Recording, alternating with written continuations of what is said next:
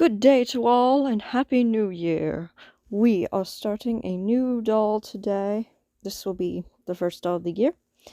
And today we are going to be using this Monster High Elizabeth doll to make a dragon. Ha ha ha. I must warn you though, I lost a lot of footage, so there's going to be lots of jumps in progress. So first we start off with, preparing the doll base, wiping off that face with pure acetone, cutting off the hair, scooping out the brains, the usual. And today we are going to make it, dragon, but it will be a dragon princess. So that's pretty nifty and cool. Lots of fancy body modifications. I know I did this with the last doll, but I'm gonna do it a slightly different way. So we start off with marking where we're gonna chop her legs off, and then we saw. This time was a lot easier. Like the Gen 1 dolls are a lot easier to saw, their legs are a lot easier to saw through than the Gen 3 dolls. I guess because the Gen 3 dolls' legs are thicker, I don't know. But her legs were so much easier to saw through. Like the last doll took like 3 days to saw through the legs or something. Like, yeah. And then this one only took me like an hour or something. I don't know. It's a lot easier. Here are the removed legs. And for this project, we're going to be doing the popsicle stick method. So I'm going to drill a bunch of holes in a bunch of popsicle sticks. And we're gonna, make some fancy schmancy dragon leg joints. La la la. Anyways, I drill smaller holes for like wires to go through it, and so that they can be like, like held in place by the upper leg, because we're gonna use the bot, we're gonna use the legs to make the joints. So I'm drilling a bunch of holes in the legs that we cut off for the toes, for the dragon toes. And then I'm gonna drill holes in the little popsicle sticks so that the toes so that we can put wire through the toes and then like stick them through the foot and then have them be movable. And then we attach those other popsicle sticks that we drilled tiny holes into. We attach those with some wire, like so, like how I'm doing it in the video, as you can see. And then I try to stick the wire down into the hole of the leg, but that's a pain in the butt. It doesn't work all that well. I mean, it does, but it was hard. And now they're a little loose, so I attach some glue to them while the legs are screwed in, like while the 2 thickness popsicle sticks are, screwed in so that it dries in the right formation. Yeah. And then after that, we shall attach the bottom legs. So I glued those two popsicle sticks together, and then I drilled holes through them, and then I drilled a like skinnier hole through the middle of the popsicle stick, and then I drilled holes into the bottom parts of the legs so that I could stick a wire into them, so I could stick that wire into the thing. And then I glued it in place. And as you could see, it was causing me a bit of trouble, so I had to prop it up with my pliers, and here I'm sticking the toes in, and so much trouble this was giving me. I had to like fight it a bit and drill through it again, and but here are the toes in their most basic form, and that leg dried a little crooked, but that's okay, we'll fix it later. And then I added some hot glue nails for her fearsome claws. And now I'm gonna give her some pointy little elf ears, because what's a magical creature without some nice elf ears?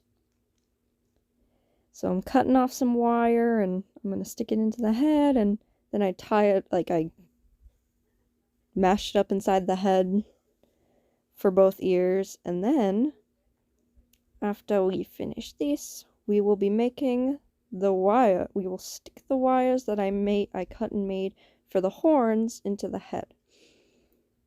I did this, for 2 of them, obviously. And then we're gonna start with our sculpting process. I will be using Epoxy Sculpt. Fancy schmancy, I know. It's a 2-part medium. You gotta get equal parts and then squish them together, mix them together real good so the chemical reaction can happen. And then after this, I will be using, the stuff, the epoxy, to sculpt the horns into the shape I want them to be, which is like this weird little shape, like it's kind of twisty, topsy-turvy. And I use some, I dab my fingers in water to smooth it out later, so it looks good. I'm so good at explaining things, but anyways, yeah, makes them look all nice and smooth and bone-like. I don't know. And here are both of the horns finished. And then I add some more epoxy to make the ears.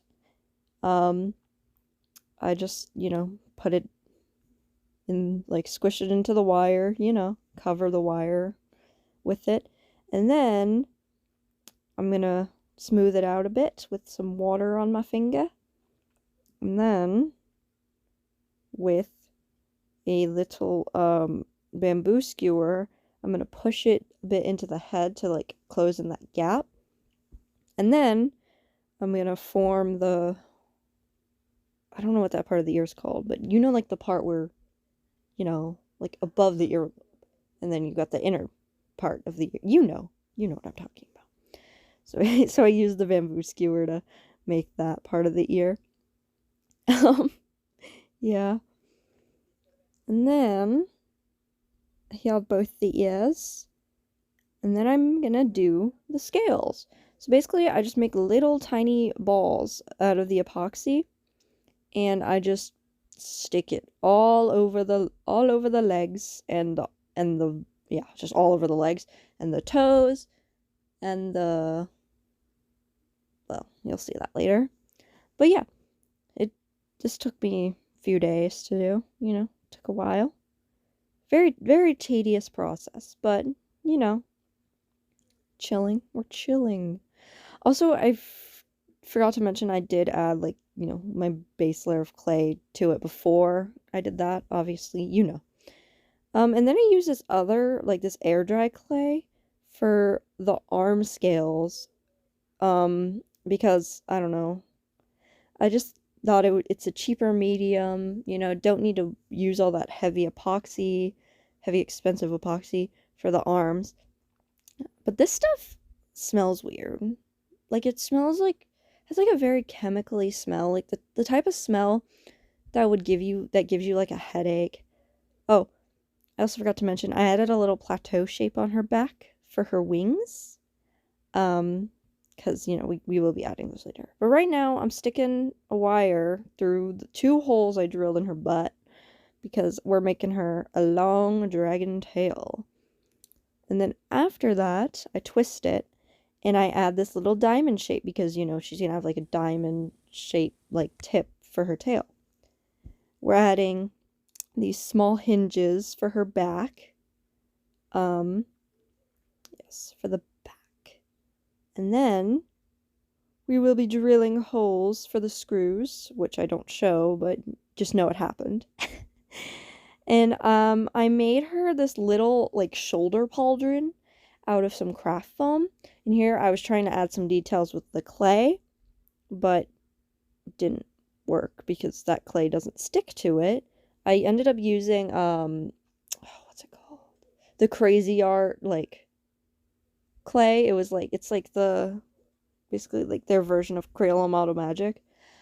And here we've had a huge jump in progress. I like lost all the footage of me painting, so just know I made a tail sack, whatever you want to call it, put it over the thing, stuffed it, and then I painted her whole body. I painted all the scales, added like little like highlights over them. I added a nice gradient.